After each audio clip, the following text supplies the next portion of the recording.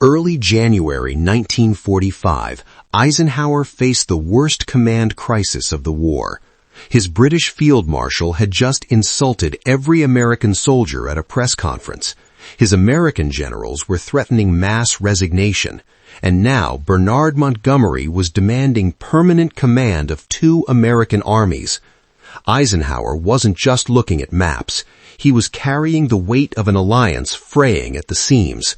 He sat between volcanic American fury and pompous British insistence.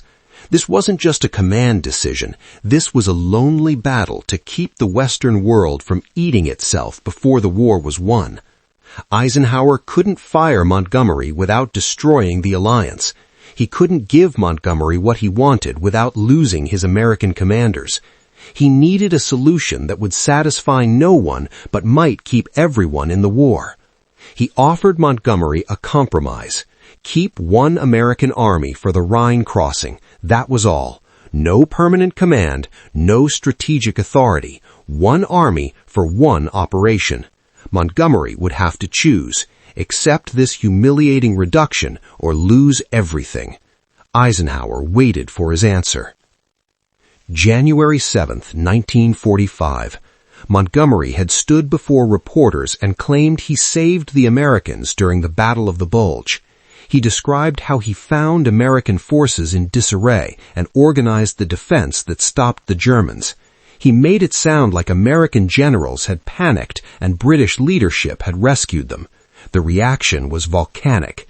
American newspapers reported that Montgomery stole credit for American victories. Veterans organizations demanded explanations. Most dangerously, General Omar Bradley told Eisenhower he would resign rather than continue serving under a command structure that allowed such insults. When Montgomery claimed he handled the battle, it didn't just enrage generals, it cut deep for the GIs who had just survived the Ardennes meat grinder. To them, Montgomery's words felt like a second attack, this time from their own side, dismissing the sacrifices of the 19,000 Americans who never left those woods. Montgomery's own chief of staff, Major General Freddie Dagon, flew to Eisenhower's headquarters and learned the truth. Eisenhower had drafted relief orders. Montgomery was hours away from being fired. Dagon returned to Montgomery and forced him to write an apology. Montgomery apologized on January 8th, not because he believed he was wrong, but because his own subordinate warned him his career was over. The apology prevented Montgomery from being fired. It did nothing to restore trust with American commanders. Now, 2 days later, Montgomery was about to make things worse. During the Battle of the Bulge, Eisenhower had temporarily placed 2 American armies under Montgomery's command. The U.S. First Army under General Courtney Hodes, the U.S. Ninth Army under General William Simpson, combined over 500,000 American soldiers. The arrangement was meant to be temporary. The German offensive had split the American front. Montgomery's headquarters was closer to the northern sector. He could coordinate the defense more effectively until the crisis passed. Montgomery saw opportunity where Eisenhower saw temporary necessity. He had proven during the Bulge that when Americans got into trouble, they needed British command to save them. His press conference had been clumsy, but the underlying message remained true. Now he wanted to make the temporary arrangement permanent. He wanted those armies for his great northern thrust into Germany. British and Canadian forces alone weren't enough. He needed American strength. Montgomery saw the Ninth Army as his security blanket, a force of 300,000 Americans he needed because his own British units were exhausted after 5 years of blood. For General Simpson and his men, it felt less like a partnership and more like being held hostage for a commander who didn't trust their methods. Within days of the press conference, Montgomery met with Eisenhower at Supreme Headquarters. He presented his case formally. Keep First Army and Ninth Army under his command.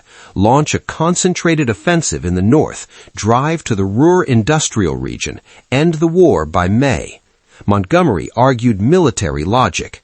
The broad front strategy was wasting resources.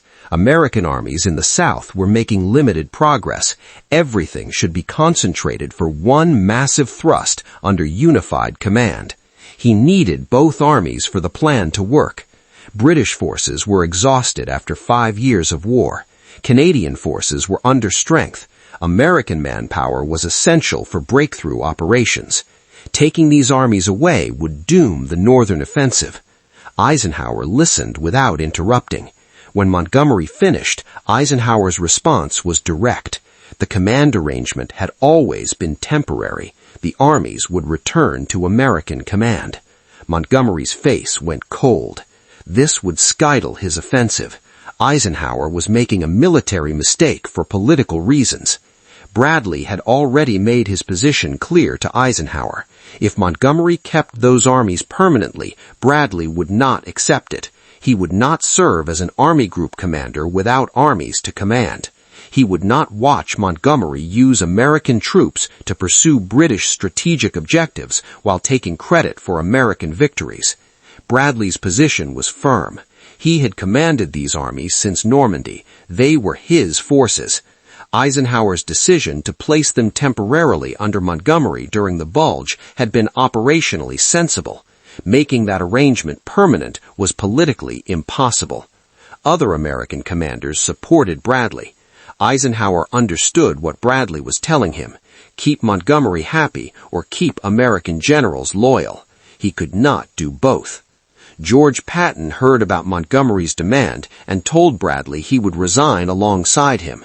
Patton's Third Army had saved Bastogne during the Bulge. His forces had stopped the German offensive from the south. American soldiers had done the fighting and dying. For Patton, this was the final straw. He had saved Bastogne. His warrior spirit had turned an entire army 90 degrees in a blizzard, and yet he was still being chained up by a man he viewed as an incompetent egomaniac. His threat to resign wasn't about rank. It was about his refusal to let American blood be spent on a political general's reputation. The threat of losing both Bradley and Patton would collapse the American command structure. Other generals would follow. The army group commanders who had fought across France would refuse to serve under British strategic direction. Eisenhower faced the nightmare Churchill had feared, a mass resignation of American generals, the alliance fracturing over command politics, the war in Europe jeopardized because Montgomery couldn't control his ego. Churchill called Eisenhower shortly after learning of the crisis. He understood the stakes. If Eisenhower stripped Montgomery of American armies completely, British influence over Allied strategy would end. The final victory would be entirely American.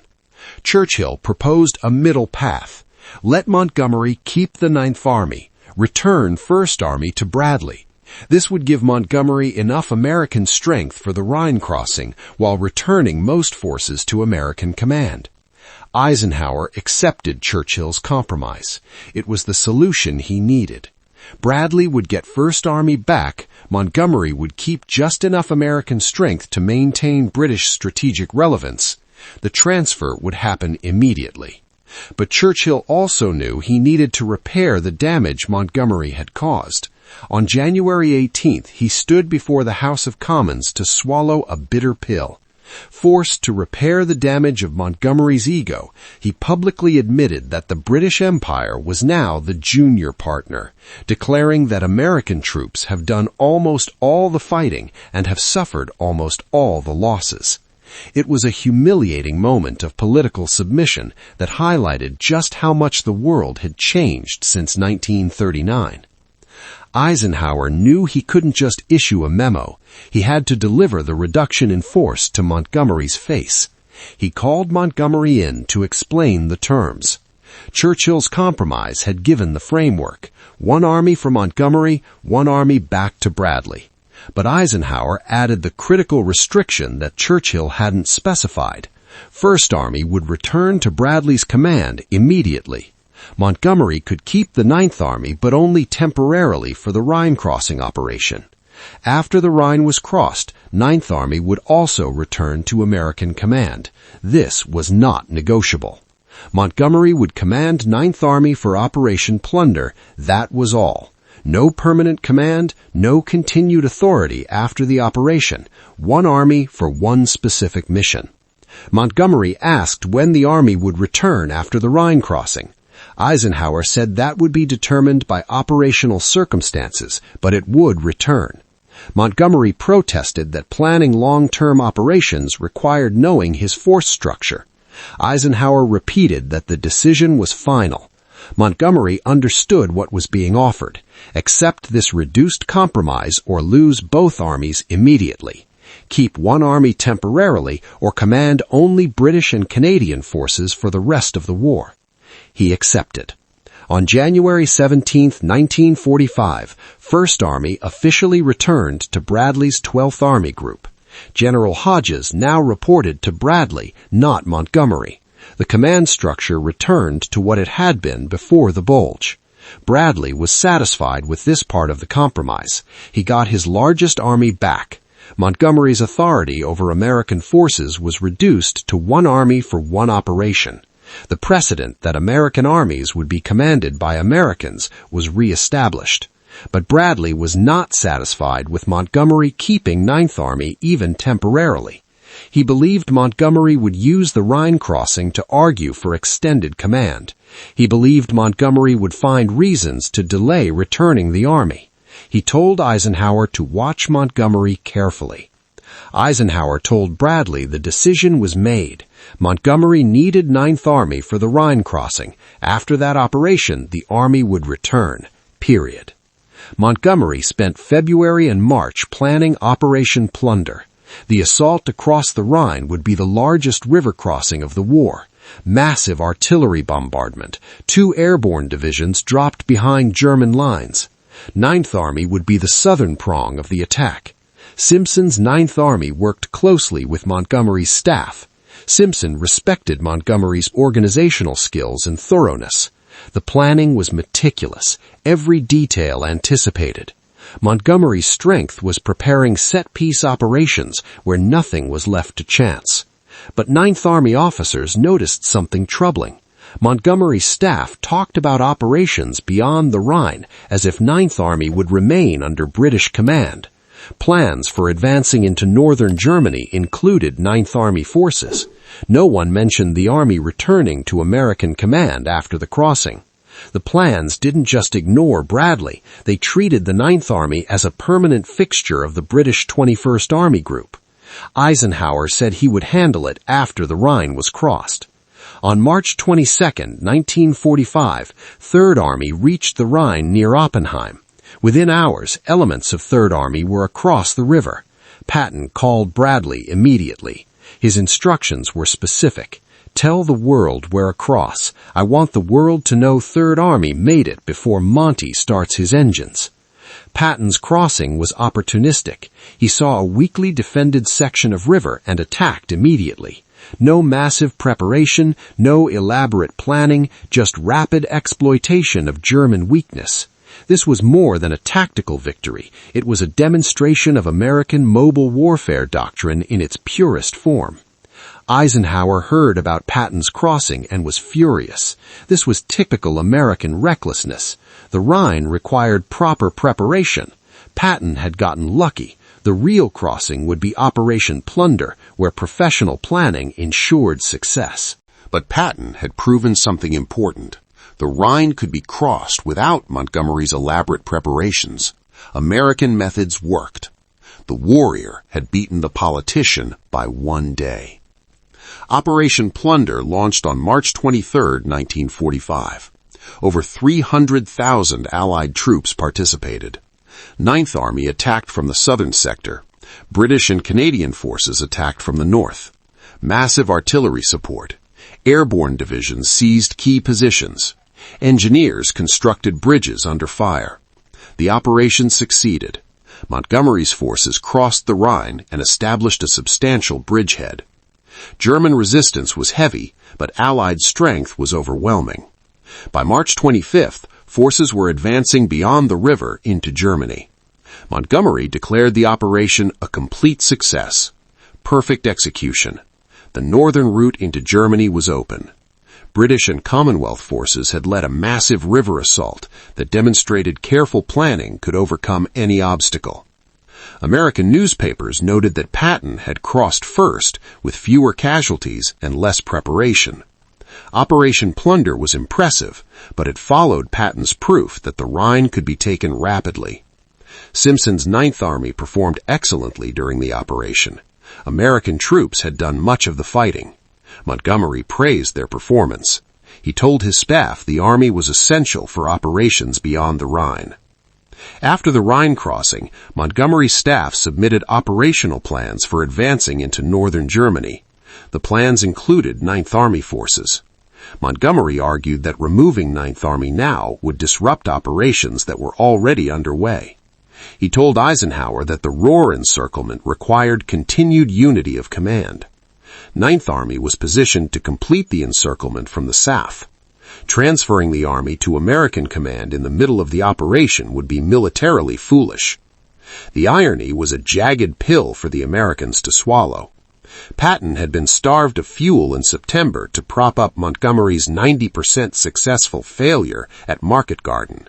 Now Montgomery was asking to steal those resources again, proving that for some, the alliance was only a tool for personal glory.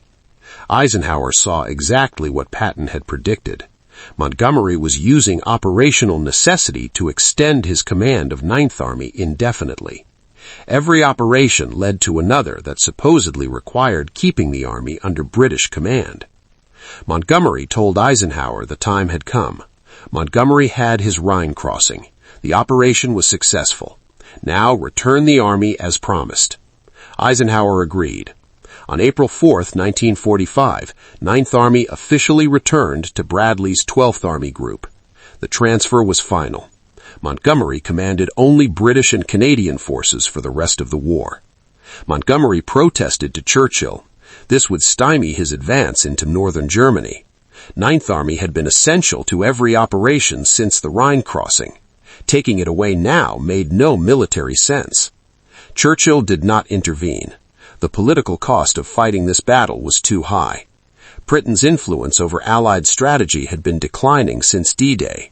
This was the final admission that American forces would be commanded by Americans. Simpson's Ninth Army continued advancing into Germany under Bradley's direction. They linked up with Soviet forces at the Elbe River later in April. The army that Montgomery had desperately wanted to keep played its role in the final victory under American command. Montgomery's 21st Army Group advanced into northern Germany and the Netherlands with only British and Canadian forces. They liberated the Dutch population. They captured German ports. They accepted surrender of German forces in their sector on May 4th. But Montgomery was commanding only Commonwealth forces. His vision of leading a massive Allied thrust to Berlin had died in January when Eisenhower took First Army away. The Rhine crossing with Ninth Army had been his final operation commanding American troops. Eisenhower's compromise wasn't just a political bridge, it was a strategic gauntlet that Montgomery was bound to struggle with. By letting Montgomery keep one army temporarily, Eisenhower proved that even with American strength, Montgomery's methodical approach was slower than American mobile warfare. Patton crossed the Rhine first. American armies advanced faster into Germany. Montgomery with Ninth Army still couldn't match Patton's speed. The gamble of giving Montgomery one last chance with Ninth Army was risky.